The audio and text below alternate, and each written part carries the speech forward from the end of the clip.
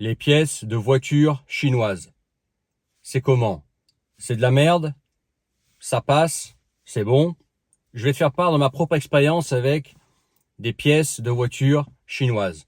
Alors tu as les pièces de voitures chinoises faites en Chine, mais produites en Chine par des grandes marques européennes, occidentales, parfois même haut de gamme.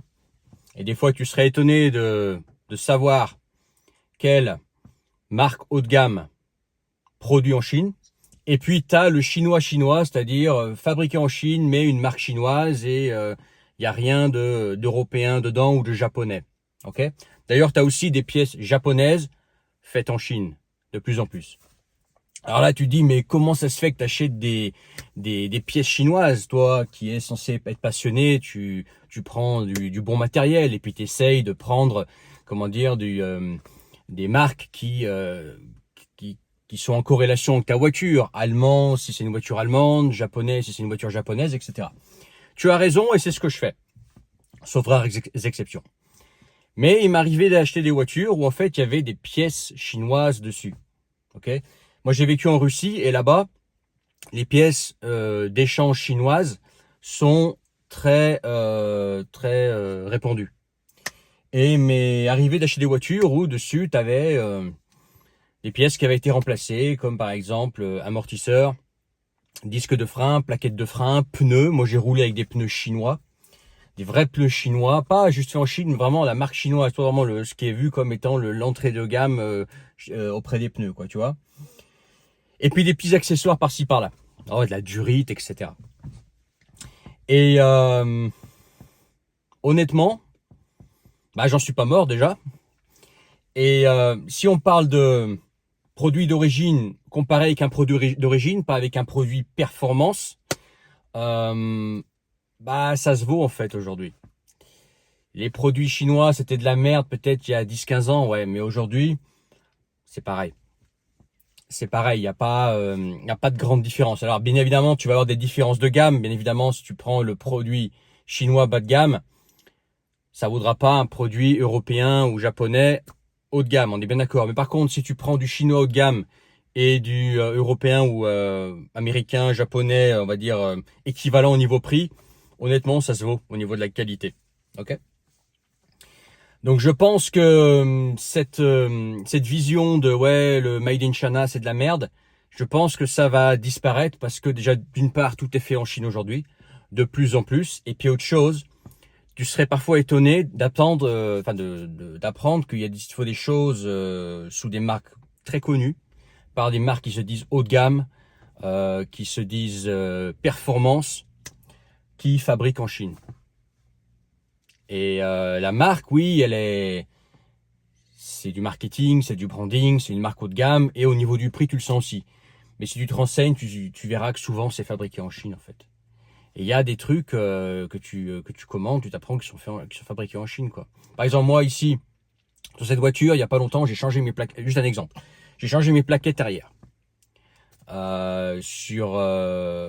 pour du Brembo, ok. Et j'ai appris que ces plaquettes, bien que ce soit du Brembo, elles étaient fabriquées en Chine, par exemple. Tu vois, il y a pas longtemps, j'ai j'ai commandé une durite. Bon, c'est pas quelque chose de très, de très important. C'est une durite de la phare, ok. Parce que j'avais une fuite, etc. Bon, j'ai commandé une durite essence en 8 mm. Bon, la durite, elle était fabriquée en Chine. Bon, est-ce que j'ai des problèmes avec? Non, pas du tout. Okay. Souvent, ça va être aussi, tu sais, par exemple, des tapis de sol ou des petits accessoires qui vont être fabriqués en Chine. Les pneus, des fois, tu as des grandes marques de pneus qui fabriquent en Chine. Oui, c'est peut-être... alors, ça dépend, en fait, tu sais, t'as pas un fabricant de pneus qui fabrique dans un pays. Mais par exemple, Michelin, il fabrique aussi des pneus hors France. Des fois, des marques japonaises de pneus fabriquent en Chine. Là, sur cette voiture, j'ai des pneus Kumho, qui sont des pneus coréens, que j'apprécie d'ailleurs, excellent rapport qualité-prix, mais ça appartient à un groupe chinois. Donc chinois va pas forcément dire c'est de la merde, et de moins en moins. Aujourd'hui, je dirais que ça se vaut. Les meilleures usines au monde, dans tout, elles sont en Chine. Elles sont pas en Europe, elles sont pas aux États-Unis. Alors, ce sont des marques qui peuvent fabriquer en Chine, mais entre-temps, l'usine, elle est en Chine. Donc, si l'usine est en Chine, c'est facile pour les Chinois de copier le process, le savoir-faire, et ensuite produire aussi de la qualité.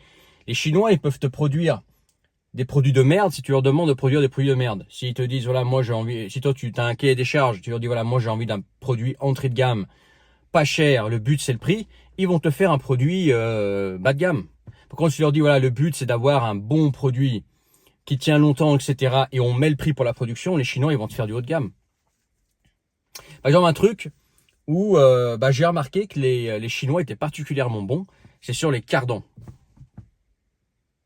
Les cardans, de mon expérience et d'autres gens que je connais, ils avaient essayé de l'échange standard, par exemple, ou ils avaient essayé des marques, y compris françaises, et le cardan, il tenait pas bien.